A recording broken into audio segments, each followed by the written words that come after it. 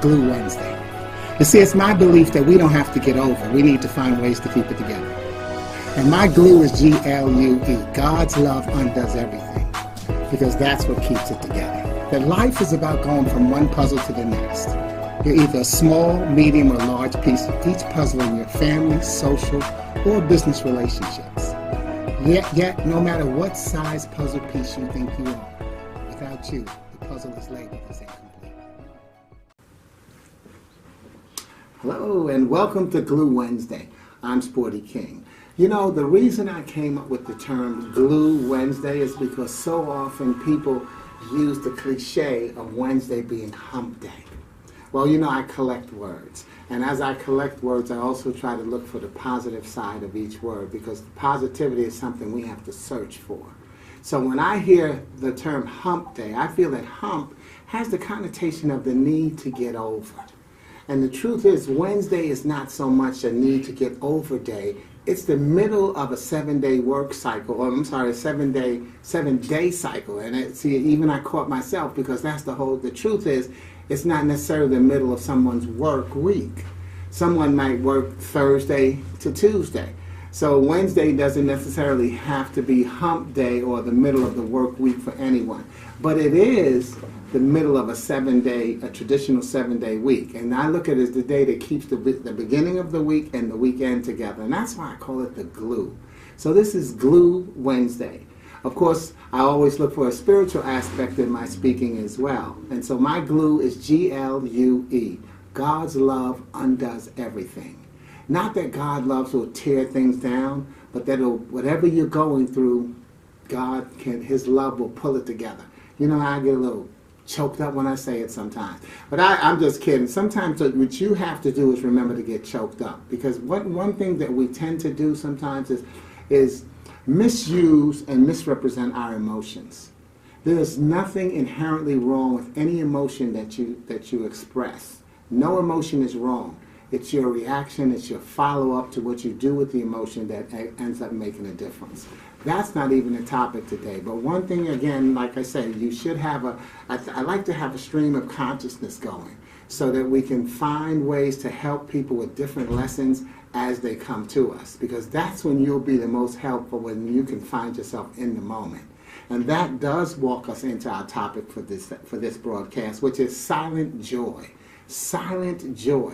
You see, because it's sometimes hard to accept our personal power, so we source it out to other people's opinions. You know, these days with our Facebook posts, or the Twitter posts or the Instagram, we shift the responsibility for our actions to popular opinion. So we'll do, it's like on TV where they say poll the audience, dial a friend. It's when you send out something that, how do you like this? I'm trying this new hairstyle, I'm doing this. And sure, that's nice, but a lot of people really rely on other people's opinion for their self-esteem and their self-worth. And that's what I'm saying we should not do. So I'm not saying that we shouldn't seek help there, but I'm reminding you that we have to recognize what we're doing and choose our messengers carefully. After you get the input, recognize that the final answer will always be up to you. And it has to be one that you can live with, hopefully with no regrets. And I always will tell you, don't live with regrets. Always look back at what happened and recognize, as you like to say, that this is what God had in store for you. So how could it be a regret? Everything that you made a mistake, everything that you messed up, number one, you didn't mess it up. God put you in position to get you a lesson. And we're going to find that on the broadcast as well. But let me take you back to when I was 8 or 9 years old, and a local church started an Air Force Cadets program. I went on the first afternoon to find out what it was about. And there were maybe 12 to 15 of us, and they put us in a cluster and began teaching us how to march. I remember that I was on the outside of the cluster. I was in the front and on the outside of the cluster. And as we were marching, they gave a command.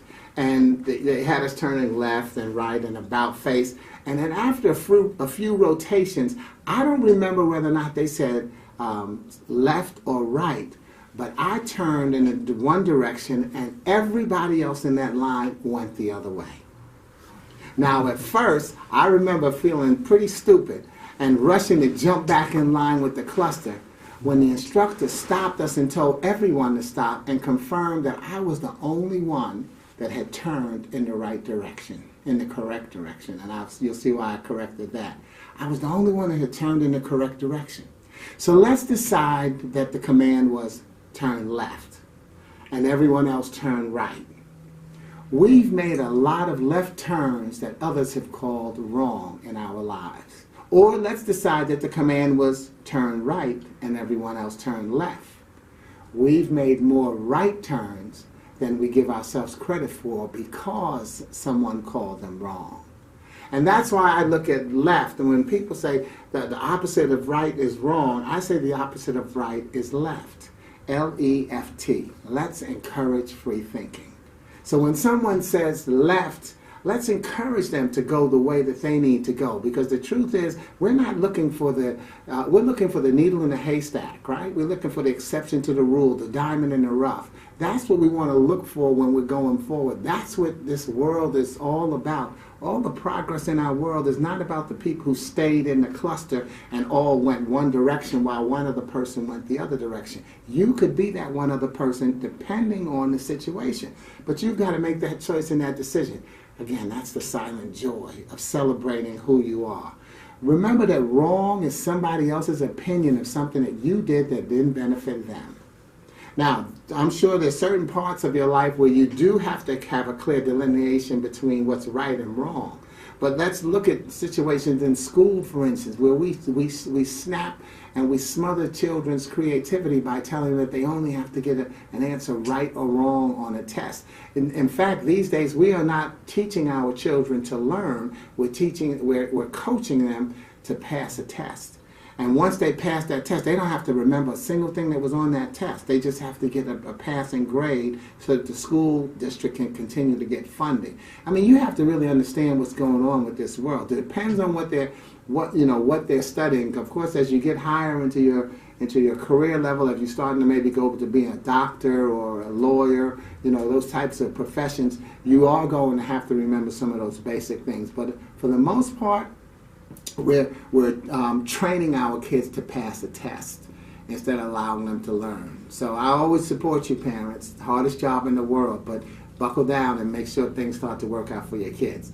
All right? But remember that wrong is somebody else's opinion of something that you did that didn't benefit them. They might not have been the best decisions we could have made at the time. However, they were right. They were the right decisions for you based on the information that you had to make the choice. The vision of who you see yourself to be creates the choices that you see before you. The vision of who you see yourself to be creates the choices you see before yourself. So that's why you can't worry about right or wrong. You have to look at right or left, because how you see yourself, once you turn in a direction, once you say, well, that's the way I need to go because that's where I want to get, because I see myself as worthy of being there. And if you turn in the other direction and you say, well, you know what, I'm good enough to be on that team too. That's a decision that you get to make based on how you feel about yourself. So go inside, even go back to your past and see how you've become who you've become. Because a lot of times the decisions that you made is when you felt you were either in that crowd or you weren't worthy of being in another one. And sometimes it's like we say we choose the lesser of two evils. Or is it the greater of two evils? The lesser of two evils, because we decide we want to go in a direction where we have at least a smaller chance of being hurt or exposed. Because the truth is, other people don't really hurt us. What they do is they give us the opportunity to hurt ourselves by feeling bad about something that we didn't live up to based on their expectations. If you just focus on living up to your expectations, the truth is, you'll never lose. I was having a conversation with our producers before the show, and we were talking about the World Championship of Public Speaking, which I'm getting ready to compete for, and it's a Toastmasters International contest. It's an annual contest called the World Championship of Public Speaking. Now, in 1996, I went to the finals in the World Championship, and I finished as one of the top 9 speakers in the world.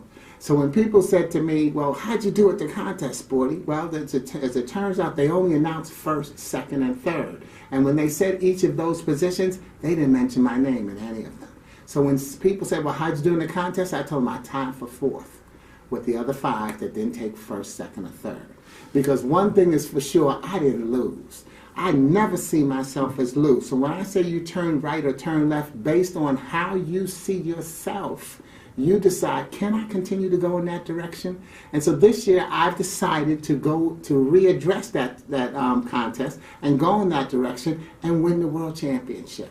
And so now I'll be called Sporty King, World Champion of Public Speaking 2018. It's always how you decide what words you want to speak into your spirit. And I got to tell you, because I'm not just puffed up and not being honest.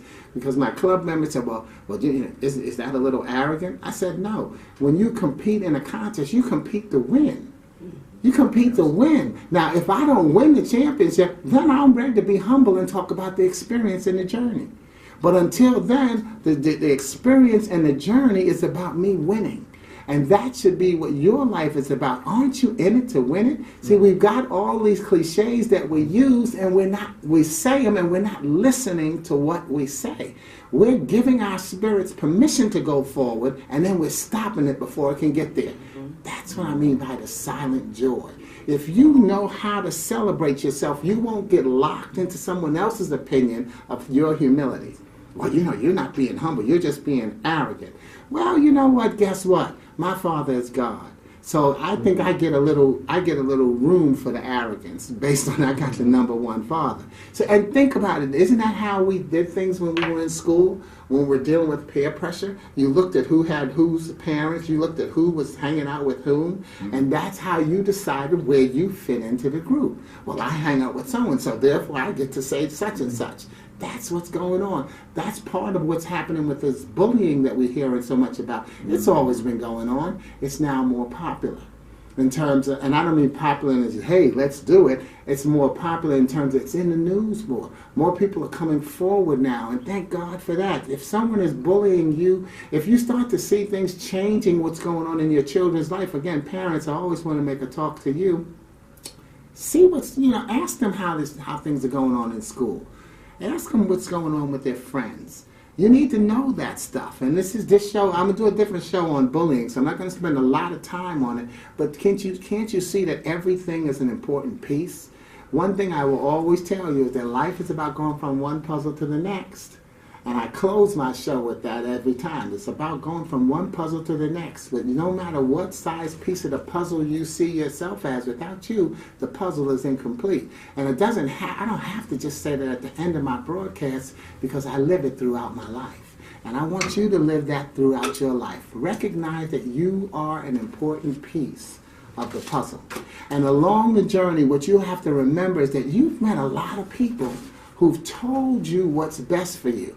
And I'm not talking about the counselors and the coaches and the people who you've sought, but the people who've categorized or stereotyped you and put you in a box based on comparing you to someone else or someone else or their experience.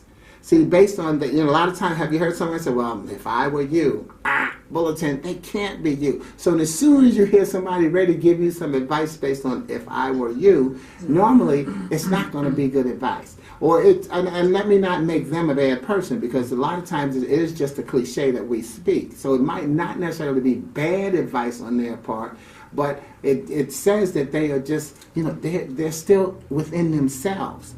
If I were you. So that already lets you know that it's impossible for them to be in your shoes. So what they're about to do is give you something that maybe you can use that they either would not use or don't believe that they could use. Or maybe they are scared to use it. Now, if they say, once I did this, that's different. Can't you just hear the difference? Well, once in that situation, here's what I did. That's not the same as if I were you. So start to listen to what people say. And then, again, you don't have to feel, oh, man, they're giving me bogus advice. No. Sometimes they're just really trying to be encouraging and give you a word, but they really can't help you because you've got to make that decision on your own. You know, I once posted a picture of my great nephew. He was 10 years old at the time, playing basketball. I posted this on Facebook. And part of what someone asked me was how I would compare his skills to mine. And my response was, not only how, but why. That's a mistake parents get to make, which uncles get to avoid and become favorites. And that's why I'm supportive of parents. That was my reply. Not how does he compare, but why? Why would I bother comparing my 10-year-old great nephew, his skills, to how mine were at 10? It has nothing to do with it. It's a whole different game, first of all.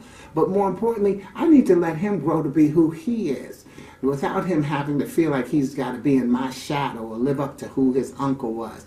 That's not what it's about. That's some of the pressure that we put on kids and friends and ourselves.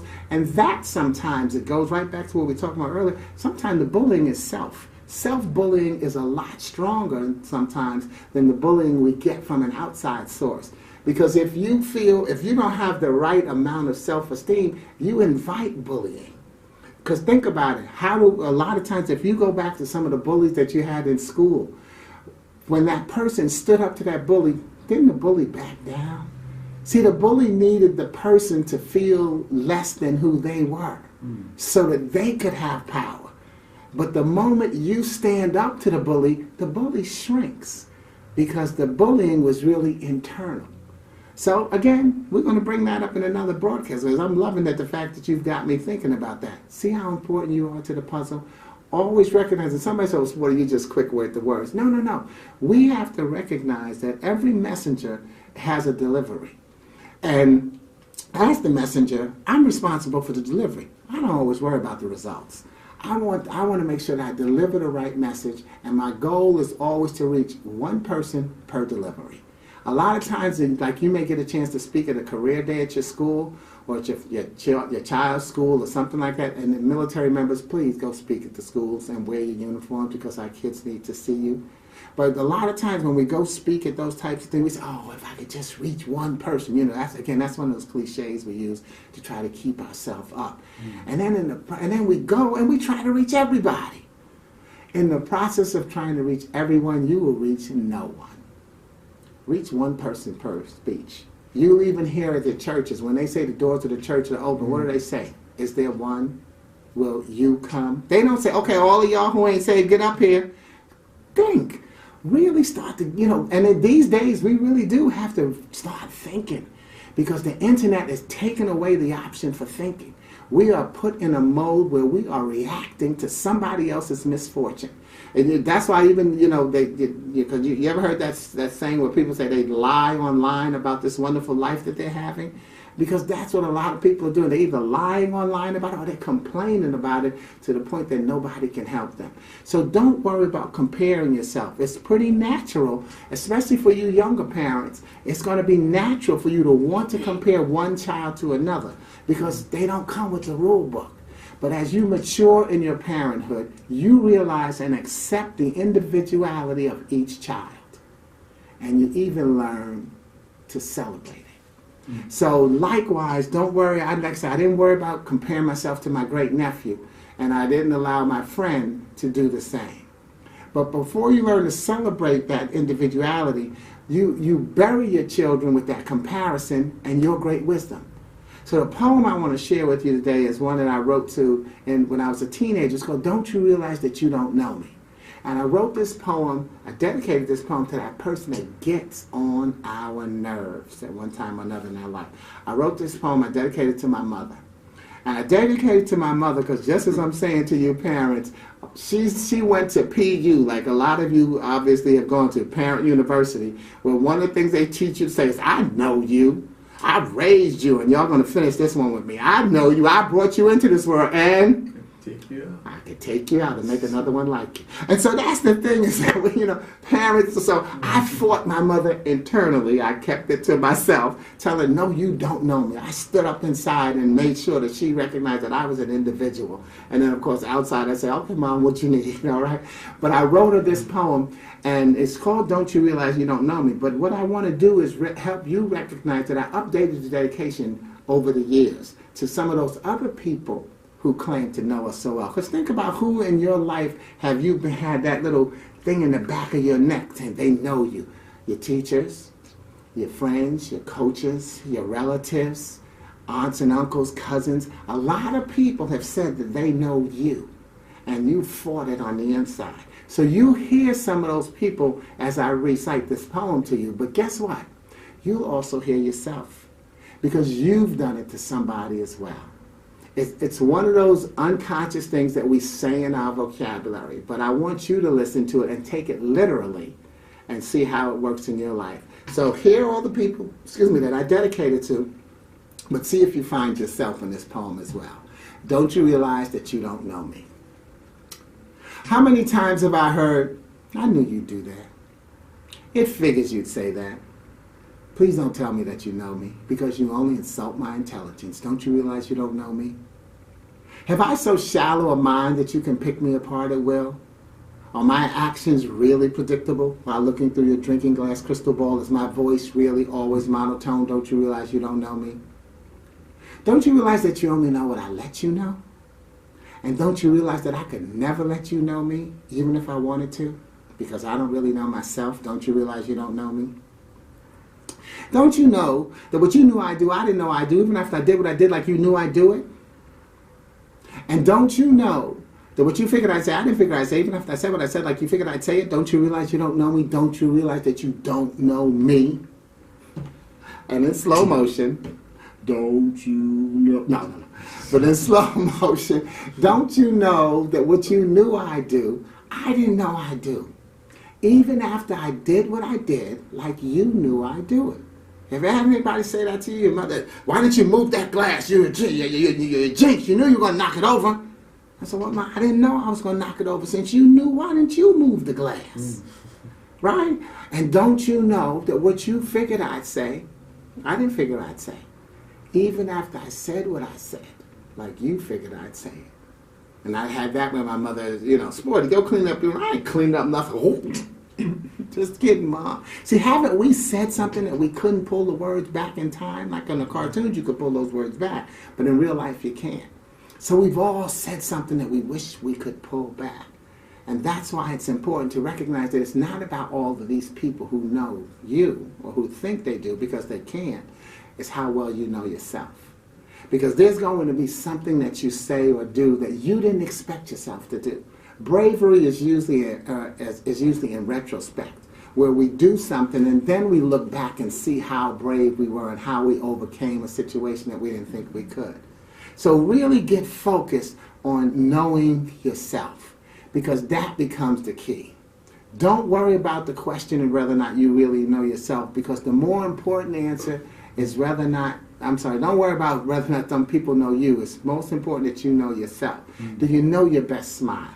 Do you know your best pose for your selfies? Do you know how you look when you go to the interview? What interview? Oh, because even if you're not interviewing for a job, every day you walk out into the public, you're interviewing. Because you're interviewing for how you get service at a restaurant.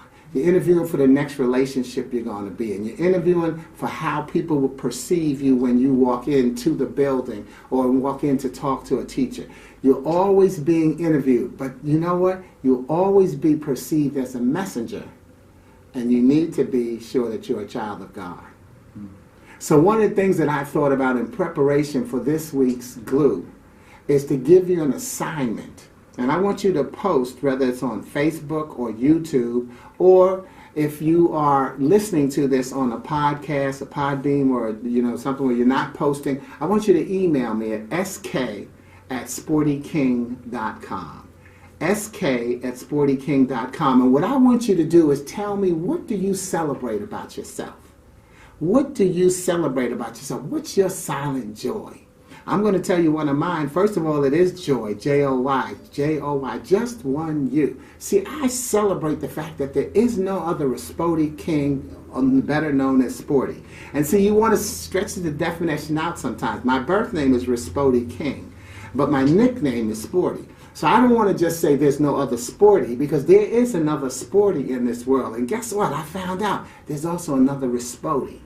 But there's no other Sporty King better known as Sporty. And that's what I do to celebrate my joy. And because there's one of those cliches that there's nobody else like you, and it's true. So I make sure that there's nobody else like me. And when people say, well, you know, only you would do that, Sporty, I'm saying, well, then that's why I had to do it. Because if I didn't do it, then it wouldn't get done. You know, there's always got to be ways that you find that out. So, again, if you're on Facebook or YouTube or anything where you can type in it, please type in what you celebrate about yourself. Otherwise, send me an email to sk@sportyking.com about what you celebrate about yourself. And on next week's broadcast, I want to get some of those things that people share. I want to share them with the rest of the audience. I won't necessarily say your name, and you can let me know if you don't want your name said. That's fine too. But I want us to see just how much we have in common. We spend so much time looking for the differences and not enough time looking for the similarities. And let me tell you something. I've got viewership around the world. So I know my friends in Africa, I'm expecting you to make sure you put something on. My friends in Switzerland, Australia, as well as every state in the United States. If everybody could give me something that they celebrate about themselves, I can show us how we can pull it all together, because that's what it's all about, okay? But I'm also big on celebrating my faith. People pretend to talk about faith being important to success, yet really they're equating success to money. And when I tell people that I've been in business 24 years, a lot of times they go, oh, man, 24 years, oh, he must have been making all this money. See, what they don't think about is how many meals I've skipped, how many times crackers and soup have been my dinner. So they don't understand that it's not about financial success, it's about spiritual success. And what I'll do with you next week when we go over all the things that you celebrate, I'm going to give you some other samples of people who have been successful, but not financially, but you'll see their success if I just drop their name on you right now. Moses was successful. He didn't think he would be. In fact, in Exodus 3:11, he said, but who am I to appear before Pharaoh? That's what he said to God. Gideon, if you remember him, he was in Judges 6:15. He said, but Lord, how can I rescue Israel? My clan is the weakest, and I am the least in my entire family. So I'm going to give you a list of people who were in the Bible who didn't think that they were that they were worthy enough to be celebrated. And I'm going to talk to you about their silent joy. And I'm going to compare it to yours. And in the comparison, like I said, not the comparison where I'm, like I talked about earlier with my my grandnephew, but just a comparison of showing similarities to inspire you to lift yourself up. Because the truth is, we don't motivate one another, we inspire one another. And that'll be part of my message next week as I talk to you about silent joy.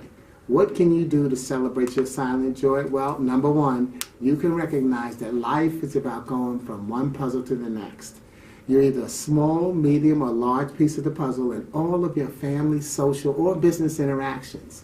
Yet, no matter what size puzzle piece you see yourself as, without you, the puzzle is seen and labeled as incomplete.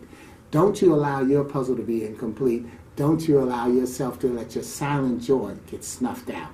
Make sure you use it and bring it out, because all of us will benefit from it. I'm Sporty King. I'll see you next week.